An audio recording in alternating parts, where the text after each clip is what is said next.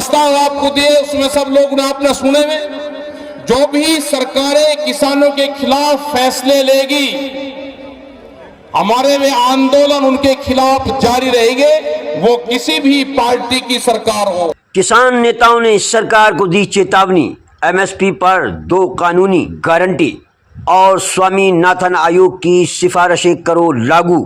किसान मजदूर महापंचायत ने किसान मजदूर एकता पर दिया जोर। कारपोरेट घरानों को कृषि के क्षेत्र में प्रवेश कराने की साजिश रचना बंद करो। संयुक्त किसान मोर्चा के आह्वान पर दिल्ली के रामलीला मैदान में आयोजित किसान मजदूर महापंचायत में किसान नेताओं ने सरकार को चेतावनी दी। कहा, जब तक एमएसपी को कानून के दायरे में नहीं लाया जाएगा तब तक किसानों का आंदोलन जारी रहेगा। नर्मदा बचाओ आंदोलन की नेता मेघा पाटेकर केंद्र सरकार को चेतावनी देते हुए कहा, नर्मदा बचाओ आंदोलन की नेता मेघा पाटेकर ने केंद्र सरकार को चेतावनी देते हुए कहा कि हम अपना अधिकार मांगते हैं, भीख नहीं मांगते। सरकार चलाने वाले नेताओं ने अपनी आंखों पर पट्टी बांध रखी है। देश भर में किसान आत्महत्या कर रहे हैं। भाजपा नेताओं तुम्हें दिखाई नहीं दे रहा है, वो कारपोरेट के साथ मिलकर देश को लूटने में लगे हैं। भारतीय किसान यूनियन टिकैत के राष्ट्रीय प्रवक्ता राकेश टिकैत ने कहा कि देश में जो भी सरकार किसानों का उत्पीड़न करेगी उसके खिलाफ आंदोलन होगा। यह बिल्कुल नहीं देखा जाएगा कि सरकार किसकी है। राकेश टिकैत ने किसानों के आंदोलन को और तेज करने के लिए सभी किसान संगठनों के नेताओं से एक मंच पर आने की अपील की। किसान नेता डॉक्टर दर्शन पाल, हन्नान मौला, विमल त्रिवेदी समेत 3 दर्जन से अधिक किसान नेताओं ने केंद्र की मोदी सरकार पर वादा खिलाफी का आरोप लगाया।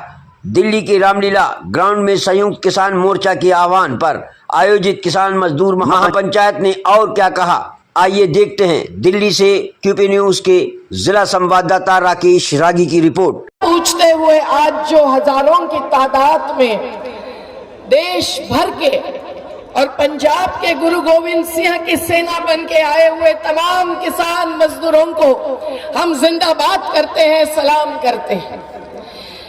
आज हम लोग जानते हैं कि महिलाओं की तरफ से जब मैं खड़ी हूं, महिलाएं हमारी सैकड़ों की तादाद में पूरी धूप में इस महापंचायत में बैठी रही है। आज हम लोग किसान यानी किसानी बचाने के लिए सभी जो प्रकृति निर्भर समुदाय है उनकी ताकत का प्रतिनिधित्व कर रहे हैं। हमारा जन आंदोलनों का राष्ट्रीय समन्वय और श्रमिक जनता संघ, नर्मदा बचाओ आंदोलन और आज अंतरराष्ट्रीय नदी दिवस है, तो हर नदियों पर काम करने वाले हो या पशुपालक हो, मछुआरे हो, खेत मजदूर, आदिवासी, दलित भी, हम सब लोगों को चाहिए बचाना खेती और जल जंगल जमीन। आज नर्मदा से सतलज तक की नदी कैसी बह रही है, क्यों कैंसर ग्रस्त हो रहे हैं क्षेत्र, ये सब का कारण है कॉर्पोरेटीकरण। विकास में कॉर्पोरेटीकरण की घुसपैठ। जब 750 शहीद हो गए हमारे किसान मजदूर और 3 कानून वापस किए, तब भी अभी रुका नहीं है। बिल गेट्स के हाथ में जो 42,000 एकड़ का अमेरिका का जमींदार है, उसके हाथ में जबकि भू अभिलेख का कारनामा दिया है, उन्होंने पूरे दुनिया के बीच के बाजार पर जबकि कब्जा करने की पूरी साजिश चलाई है। तो अफ्रीका के बाद क्या भारत की भी खेती हम लोग बर्बाद करने देंगे? एक एक विकास के नाम पर जो खेती अधिग्रहित हो रही है, जिसका जिक्र अभी राकेश टिकैत जी ने किया, मैं धन्यवाद देती हूँ कि आज जब विस्थापित प्रस्थापितों के खिलाफ लड़ रहे हैं, तो आज हम लोग फसलों की कीमत मांगते हुए खेती बचाने की बात अगर नहीं करेंगे तो हम लोगों को मंजिल तक पहुंचना मुश्किल होगा। आज हम देख रहे हैं कि न्यूनतम समर्थन मूल्य भी न देने वाले अधिकतम मुनाफा दे रहे हैं कॉर्पोरेट्स को, जिन्होंने लॉकडाउन में भी अपनी संपत्ति 6 गुना बढ़ाई, तो किसानों की आय 2 गुना नहीं बढ़ी। और मुट्ठी भर अब्जाधीशों की आय दुगुनी चौगुनी हो गई। तो जो किसानों पर अत्याचार हुआ है, ये देश का किसान उनके साथ में है। हमने एक 6 मेंबरी कमेटी, जो तालमेल कमेटी है, वो कमेटी बनी है। वो कमेटी बातचीत करें, देश में जब भी बड़ा आंदोलन हो तो सब लोग इकट्ठे आंदोलन करें, उससे एक बड़ी ताकत मिलेगी। प्रेस के लोग जो पूछते हैं उसको सवाल का जवाब हम दे सकते हैं। उसमें हमारी कमेटी बातचीत उनसे करेगी, कर भी रही है। इकट्ठे होने चाहिए सब।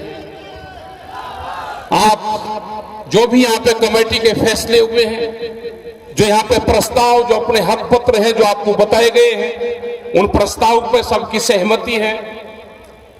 और हमारा पूरा विरोध सरकारों का विरोध रहेगा।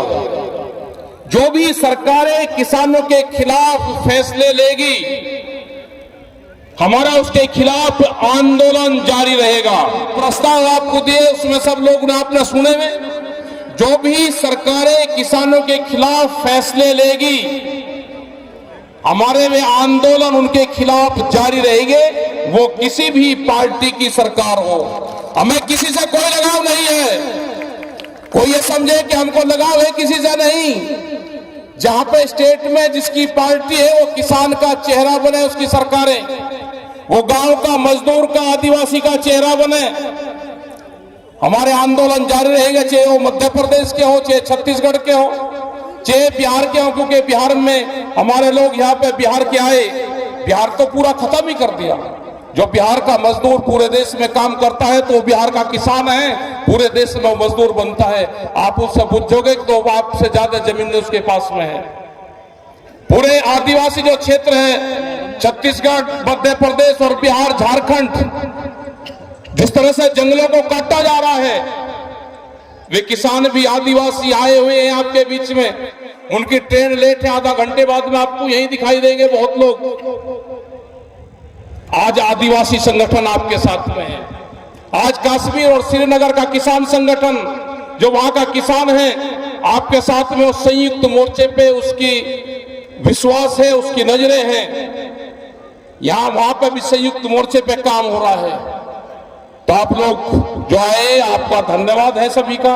और जो यहाँ पे प्रस्ताव पास करेंगे, हाथ उठाकर सभी उन प्रस्ताव को पास करें। सभी लोग हाथ उठाते रहे। आपका धन्यवाद। जय हिंद, जय भारत। तो 13 महीने के किसान आंदोलन के बाद, 700 किसानों की शहादत के बाद, ये शासक वर्ग जो है, ये सरकार जो है, एमएसपी की मांग को इसने नहीं माना है। और आज भी किसान एमएसपी उसी तरीके से मांग रहे हैं जिस तरीके से उस समय लाखों लोगों ने 13 महीने के समय आंदोलन के समय मांगा था।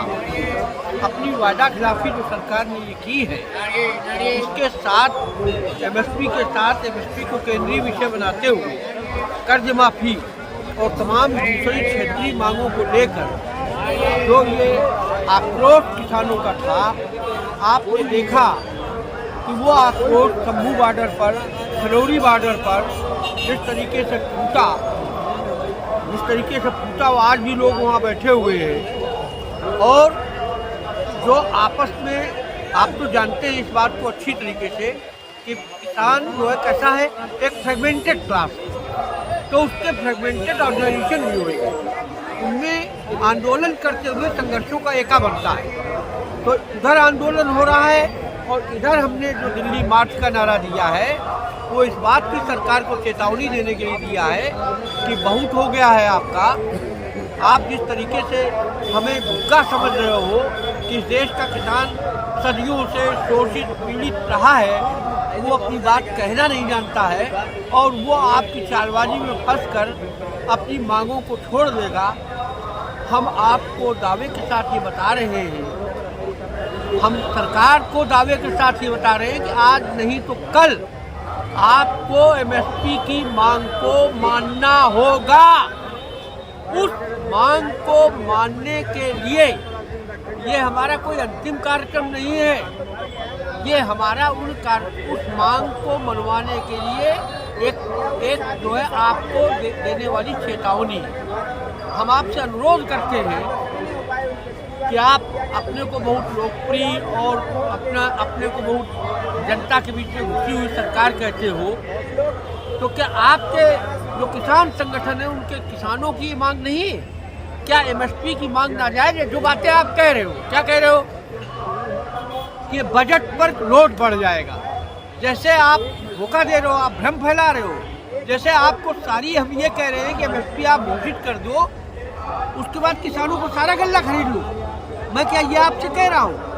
हम क्या सरकार से ये कह रहे हैं कि एमएसपी घोषित करने के बाद उस मूल्य पर आप सारा गल्ला खरीदो? मैं ये नहीं कह रहा हूँ। हमारा संगठन, हमारा ये किसान संगठन यहाँ आया है, वो ये नहीं कह रहा है। वो ये कह रहा है कि कीमतों को एमएसपी के भाव पर स्थिर रखने के लिए यदि जरूरत पड़ती है तो आप खरीदी करिए, और वो बजट ज़्यादा से ज़्यादा 5,000 से 7,000 करोड़ का होगा। तो क्या आपकी जो थोड़ी संख्या किसानों की है, इससे सरकार दबाव बना पाएंगे आप? क्या आप ये देख रहे हैं कि केवल यही किसान जो आंदोलनरत हैं? खनौरी बॉर्डर पर आंदोलनरत नहीं है एमएसपी के लिए, शंभू बॉर्डर पर आंदोलनरत नहीं है। देश के तमाम हिस्सों में भी, तेलंगाना में आप तो गए थे, तेलंगाना में 20,000 किसान जो है वो नहीं था, वो इस बात को नहीं मांग रहा था। मजदूरों पर 4 लेबर कोडों का जो तलवार आपने लटका रखी है, और किसानों की एमएसपी की जो मांग है, उस पर तेलंगाना में आपने देखा खम्बम में 20,000 लोगों की रैली हुई थी या नहीं हुई थी? तो देश के विभिन्न हिस्सों में जो आंदोलन हो रहे हैं, केवल जो है दबाव की बात नहीं है। सवाल ये, सरकार दबाव के बाद ही कोई बात क्यों मानना चाहती है? सरकार अगर लोकप्रिय है तो जनता की इस मांग का एहसास क्यों नहीं कर रही है? अगर दबाव से ही मानती है तो फिर अभी तो शुरुआत है, हम दबाव बनाना भी जानते हैं। क्या नाम है आपका? मेरा नाम राखी गुप्ता है, मैं दिल्ली से हूँ। राखी, यहाँ क्यों आना हुआ है? हम लोग एक दिल्ली महिला कामगार ग्रुप है हम लोगों का, और जो किसान आंदोलन है उससे कई तरीके से हम लोग वाकिफ रहे हैं, मीडिया के जरिए और वैसे भी जुड़े रहे हैं। जो किसानों के मुद्दे हैं कि भाई उनका एक सबसे बड़ा है कि एमएसपी का मुद्दा है, और सरकार पता नहीं क्यों नहीं इस मुद्दे को जो है, जबकि हर किसान का एक राइट भी है कि भाई उसको उसकी जो भी मतलब वो उगाता है उसको भरपूर जो है प्राइस मिले, लेकिन जो है सरकार एमएसपी लागू नहीं कर रही है। तो ये अपने आप में विचार है कि भाई वो क्यों नहीं जनता की जो भी समस्याएं होती हैं उसको क्यों नहीं लागू करती है। तो इसलिए जो है, क्योंकि हम लोग दिल्ली शहर में रहते हैं, हर चीज़ इतनी महंगी मिलती है, तो अब मैं यही समझ में आई हूँ कि भाई इतनी महंगी होने के बावजूद भी किसान को उसके रेट नहीं मिल पा रहे हैं। तो ऐसा क्यों है कि जो है सरकारें जो है बड़े बड़े पूंजीपतियों को सहयोग कर रही है, और किसान जो बेचारा खेती उगा रहा है तो उसकी एक छोटी सी मांग को ना पूरा करने की उनकी क्या वजह है? आप सरकार से क्या कहना चाहती है किसानों की मांग को लेकर? जी, मैं सरकार से यही कहना चाहती हूँ कि जो किसान है वो इस देश का अन्नदाता है, तो उसके साथ जो है जो उसके छोटे छोटे मुद्दे हैं, और खास करके महिलाओं के भी, क्योंकि जो किसान है, बड़े किसान है, वो तो मुनाफा हर तरीके से सरकार से भी ले लेते हैं, लेकिन जिनकी जो ज़मीन रेंट पे लेते हैं या महिलाएं जो है वो काम करती हैं, तो उनको उसका भरपूर जो है उनको उसका मतलब पैसा उनको मिले, ताकि वो अपना जीवन यापन जो है वो सही से कर सके। तो सरकार को इस नीति में ये भी ध्यान रखना चाहिए कि जो किराए पे जगह लेके किसानी करते हैं, और जो महिला मजदूर है उनकी जो भी मिनिमम वेज है, उनका जो भी खेती का जो एक मूल्य है एमएसपी के द्वारा जो है वो लागू करें, और इसका लाभ सब लोगों को पूरा मिले।